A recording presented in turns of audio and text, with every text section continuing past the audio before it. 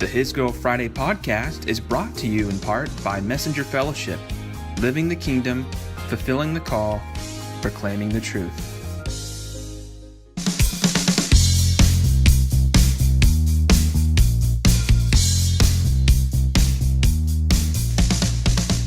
How's it going, everyone? It is yours truly, your homeboy, Cameron Fry, coming at you live, 7:30 on a Saturday night. Sun is setting, looking off to my west. I'm outside at the moment and taking in the spectacle of colors.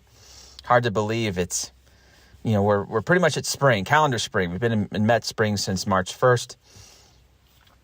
And now the doldrums of winter are pretty much gone and out of here. So March Madness going on, but figured, you know what? I'm going to take a break from basketball for a bit and cut my second pod of the year. Only the second one. It's been a while. These have become far and few between, and I'm sorry. Before I forget to say, I apologize humbly with all due respect. This is probably going to be attached to my fifth post of the year, but only the second time I've cut audio. So I hope to do more. I hope the frequency returns, but as you'll see, there are reasons behind the gaps in said frequency. So figured it'd be a good time to have a conversation, and hopefully everything is going well in your world, that your 2025 is off to a great start, that every goal resolution, every aim that was swirling around in your head heading into the year, that either you've hit certain marks or you're on your way towards them. So we're not going to talk about progress or advancement or anything specifically attached to maybe where my posts have been January, February, but this is going to be more of a return to something that I've written back as far back as really 2018, and I've touched on it again a few times throughout the years, but it's really been one of those follow me as I go tropes or themes. One of my passion points, if you will. And I'm going to not bury the lead. I'm going to get to what I'm talking about in just a second. 3 words specifically dominate this entire conversation. And by the time you're done listening to this, you will know what those 3 words are, and I hope they resonate all the more. But they have, as long as His Girl Friday has existed, it went live almost 10 years ago. I've written sporadically every other year, I feel like, about this topic, because it's changing, it's evolving, but it comes back around. It's one of those where, like, if it's not annual, it's biannual, or maybe once a 4-year period, every other Olympic cycle or so, or presidential cycle. So, but yeah, hope everything is going well for you. And just before I forget to say, if you ever need anything, if you ever have a prayer request, you know how to reach me. And if you don't, if this is the first time you're hearing His Girl Friday podcast, we have a comment section on our website, but we also have social media. Cameron J. Fry on Facebook, Lissa Fry, for all you ladies who maybe need her guidance, we want to be available to you. So just know that if you're ministered to tonight, listening to this wherever you go, I mean, we still are cutting these for your commute, for your travel, for your leisure even. Whenever you have time to listen to these, just know we're not just trying to throw content at you. We're not trying to preach at you from one line to the other. We're wanting to have a discussion, and your input is always appreciated. So without further ado, let's just jump in. There's been a lot of seasonal transition. And when I say seasonal transition, I mean, you see it in the air even. It looks different. I mean, we're in that process of spring cleaning, that mentality of just moving everything around, not just physically in our places of dwelling, even our workplaces. We're bracing ourselves for the next few months. It's kind of what we do. Quarter pole, I think there's a psychological element to that. As seasons have changed in all its ways, I've been taken back by a certain notion, and it goes back to those 3 words, and they are unpopular. Warning, they are unpopular. They're not fun to hear even. You may even find your eyes rolling back when I say them, but they often come, I would say they come with a 99+% success rate. And it's backed by scripture. And there's going to be a lot of verses that fly tonight. But I'm ready to unveil those 3 words. Are you ready? Here we go. Stay the course. Again, one of my favorite subjects to talk about. And again, a lot of spiritual backing. I'm inspired by honest charges. I mean, I mentioned March Madness, athletic themes, war movies. So I've watched recently battle cry themes. Stay the course. Stand your ground is another way of looking at it. I'm getting older, and I've lived long enough to see this mandate verified time and time again. It's become so relative, and I feel like weak. We've made it weak. And I'm going to explain and unpack why that is, but I'm hoping that we could be inspired or dare to see that phrase as, okay, well, whatever, yeah, sure, I guess you're right, dadgummit. Like, that would be like, yeah, no, I could do this. I could keep going. I could keep enduring. This is a perseverance type message. And especially in this decade, a lot of us, we've seen people not just change and transition, but uproot their whole, deconstruct their entire lives and make it in these compartments where it's easier to, pull things up from the root and almost reinvent yourself. And we're just chasing, I think the pursuit of happiness has become even more of an idol to a lot of people. And happiness joined to the hip of stability. We want things to make sense, yes, but we just want to be able to thrive and not survive. And we'll do whatever it takes, even if we're prematurely, we're forcing or manufacturing the reset that we crave. So again, I wouldn't be writing this or posting this if my motivation lacked scriptural ties. So, all right. So a lot of what we talk about tonight will be New Testament based, but there'll be a little bit of Old Testament sprinkled in. Starting with the Beatitudes in Matthew 5. If you've been a believer for a long time, you know the Beatitudes, what they are.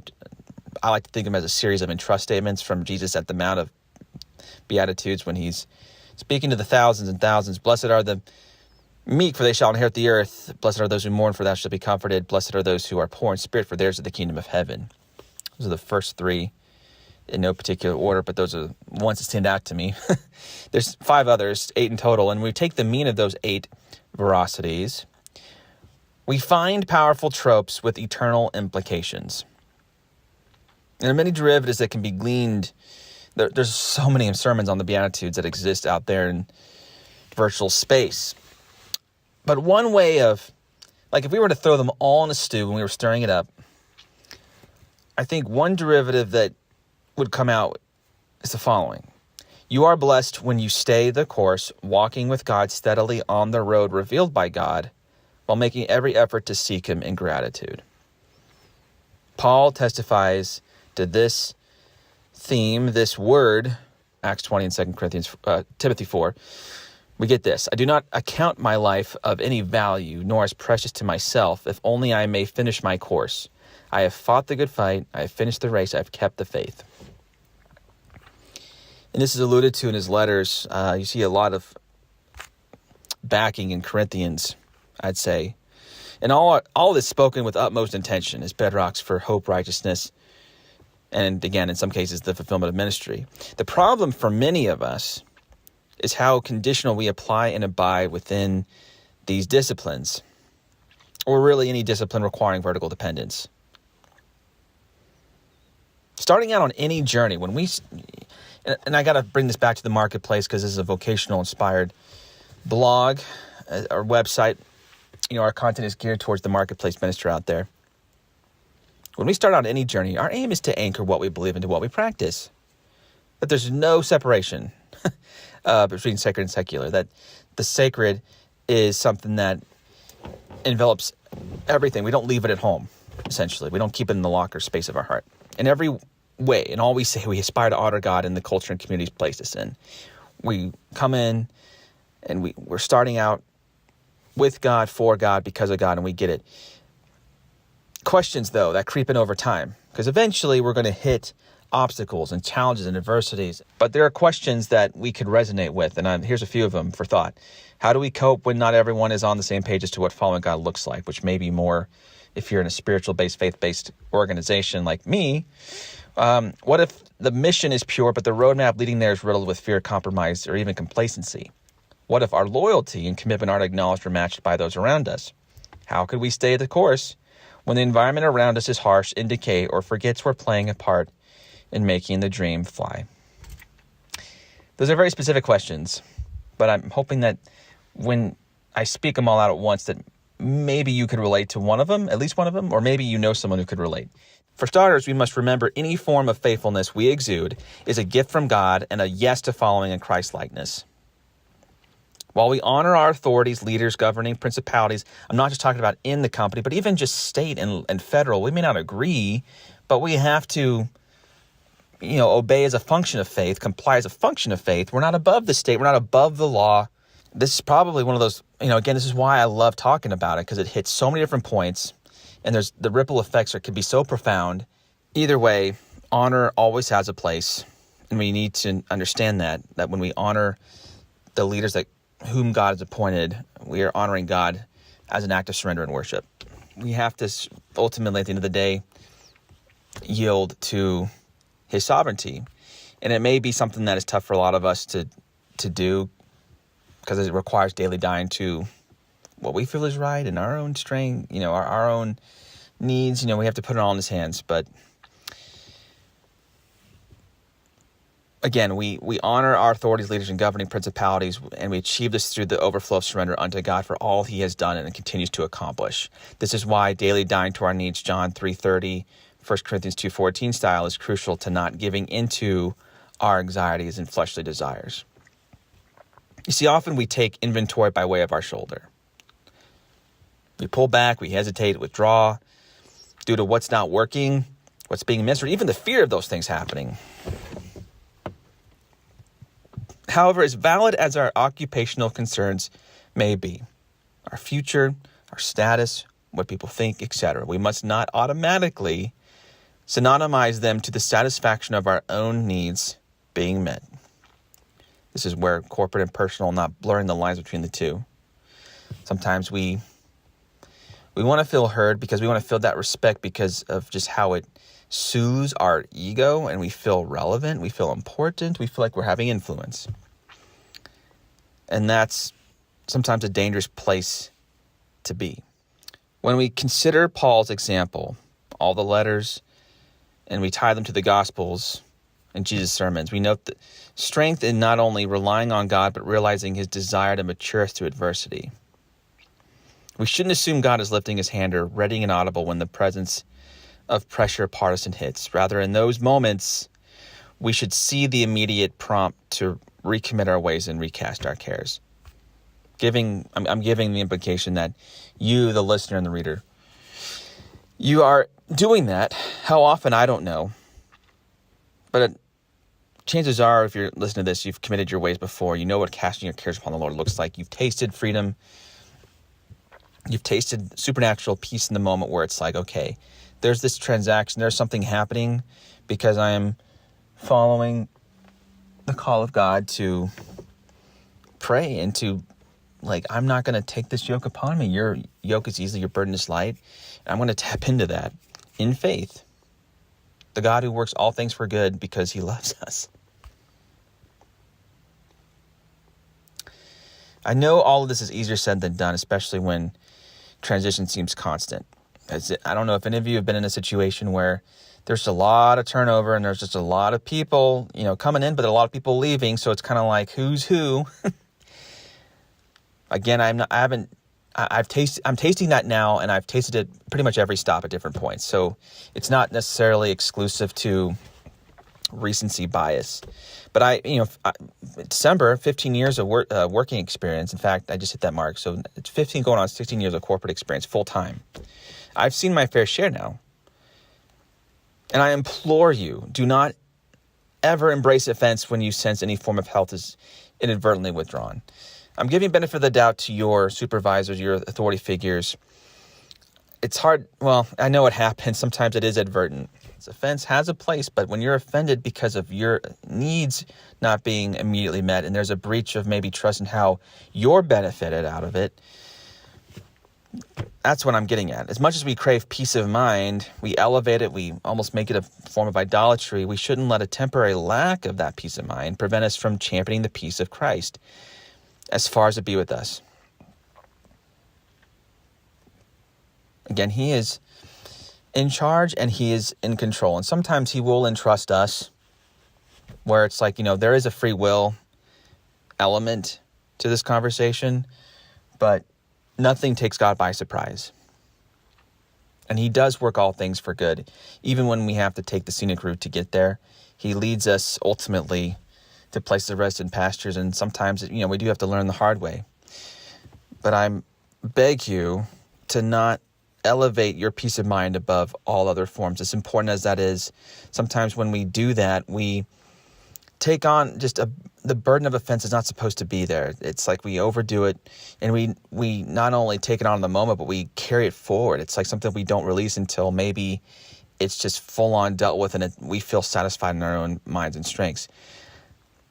I get that the disorientation that comes when traction and stability are moving targets. When you especially after being in a certain place for years and you feel like, this is just one giant slippery slope. I don't know what settling looks like. I don't know what lack of shaking looks like. There's just always constant change.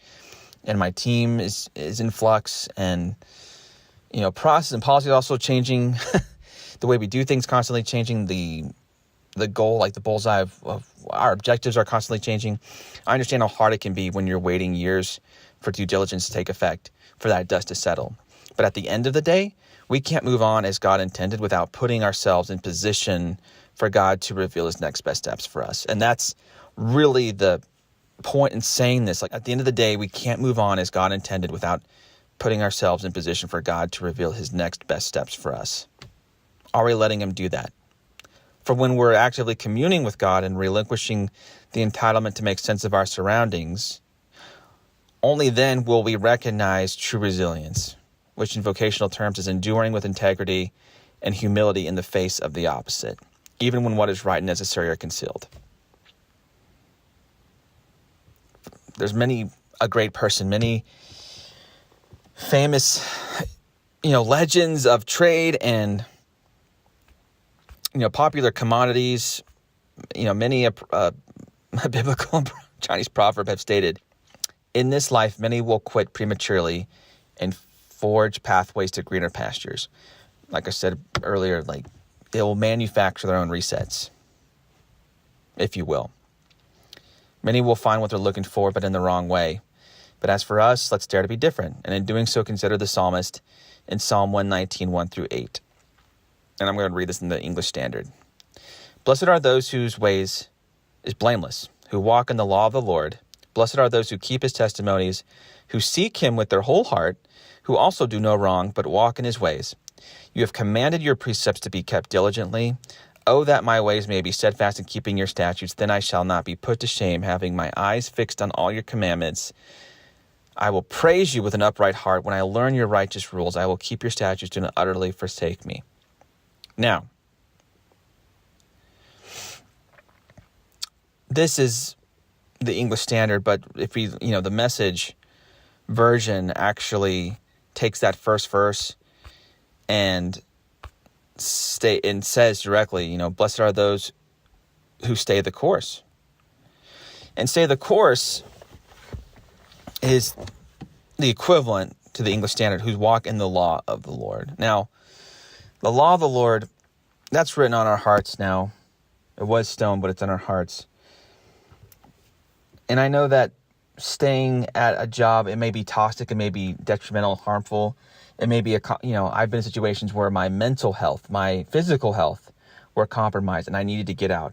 And the times where I've left, I had already, but before I left, I was in a habit of staying the course. But I would ask God, I would ask for okay, just something seems off here. Do I go or do I stay? Do you want me to keep going? Do you want me to, I ask those questions regularly, in some cases on a monthly basis. And I Sometimes he would only show me the next step, the next cornerstone, or the next stepping stone, if you will. He would only shed light on the next one. It's like, no, keep going, keep going, keep going. Okay, now you could start looking for something else. Now you could start keeping your antennas up. Go ahead and start pursuing potential options. Start putting yourself out there. But I think a lot of times, like, and this is part of the warning and why I'm wanting to approach this with caution. As soon as things start to get a little wonky, funky, like, do give it time. Don't just commit your way, but your way is part of the corporate way. Like, pray for your company, pray for your business, pray for the leaders involved who are making critical decisions. Pray that they will listen to everyone, or that everyone's voice somehow has a way to move up, that it's not just, a game of favoritism, a certain few, an elect few who speak on behalf of the masses. Like, everyone should be having critical conversations. If you're in a middle manager position, I believe that you are in a unique spot. I'm in one now where it's like I'm trying to give voice to the younger, but I'm wanting to connect and bridge feedback from the other side to those who are higher up. I am championing the voice up, if you will. So I know that's where I'm in. That's the situation I'm in right now. I don't know what seat you're in, but we have to remember that we are blessed, and we are additionally blessed by staying the course when that is the directive that we receive from God. When we've sought him, we are blessed because we get to seek the Lord, and God is available. We are blessed because God is even available to answer us.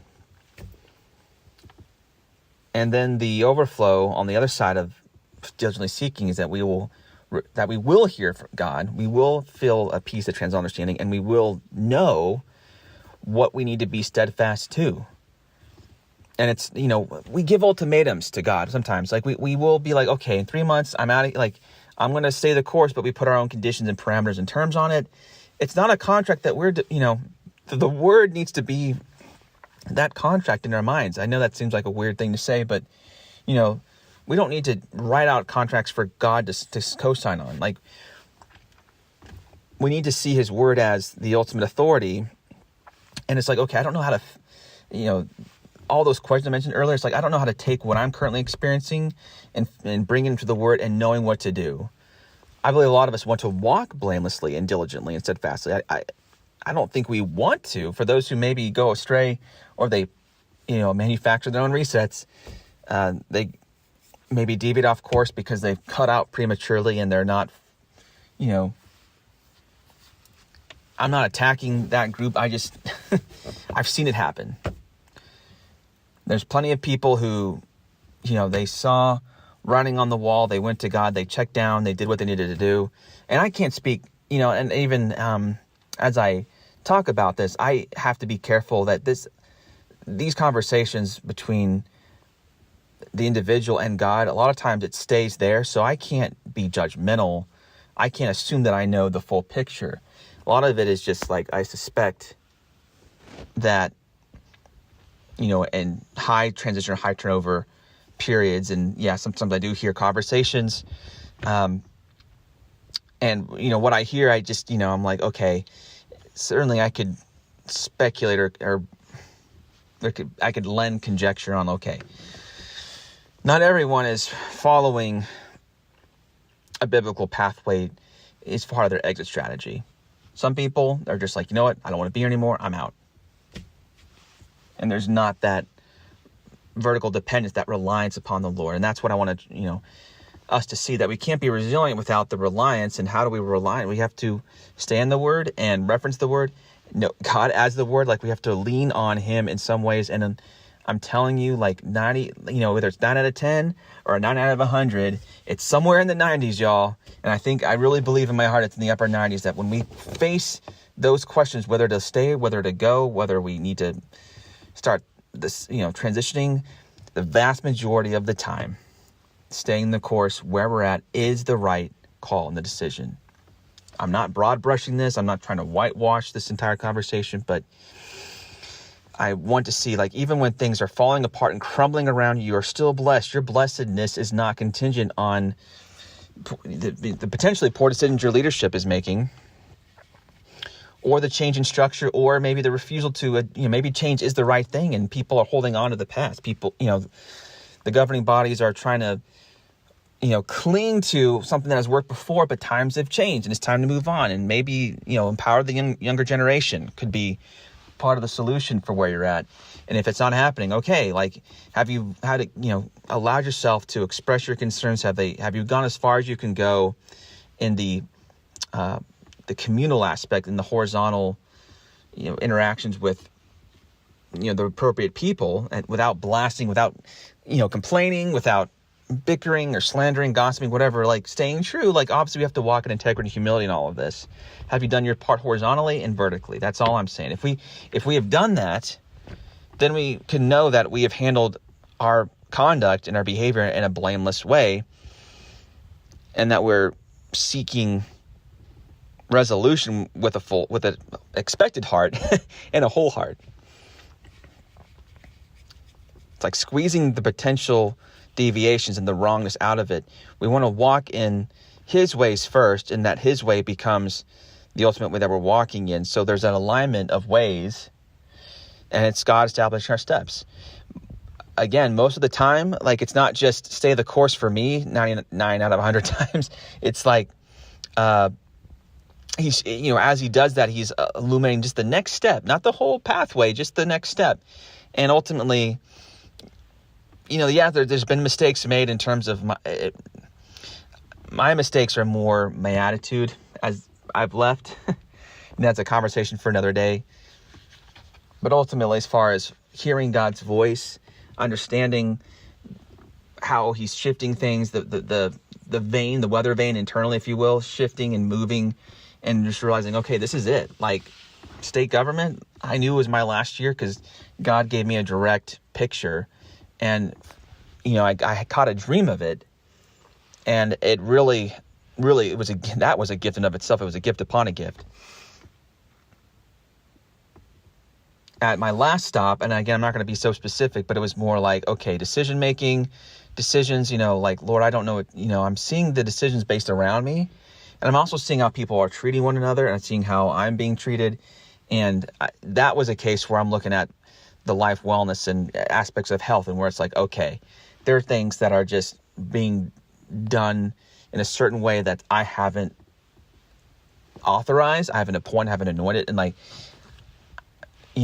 based on how it affects you, yes, this is a good situation to be free from, to be cut out from. And now I'm in probably the best place I've been in my entire working career. But I'm telling you, they're still shaking. So I still have to ask those questions. And right now it's gone back to a point where it's like a monthly, almost weekly exercise, and it can be exhausting. And that's why we want to be here for you. For those who really need an encouraging voice in this season, we want to offer that. But yes, in the Old Testament, Proverbs 119, 1-8, read it in the English Standard, read it in the Message, and then do your own study on stay the course, as voiced many times by Paul in his New Testament letters. Even go back to the Beatitudes, and you'll see, like, the Bible has a lot. There's many verses, depending on the translation, 70, 80, up to 100 different references. Take a systematic approach and have at it. So, all right, well, I know we're probably, I'll have to look at the minutes here, but probably getting close to maybe 30 minutes. So I'll go ahead and sign off for now.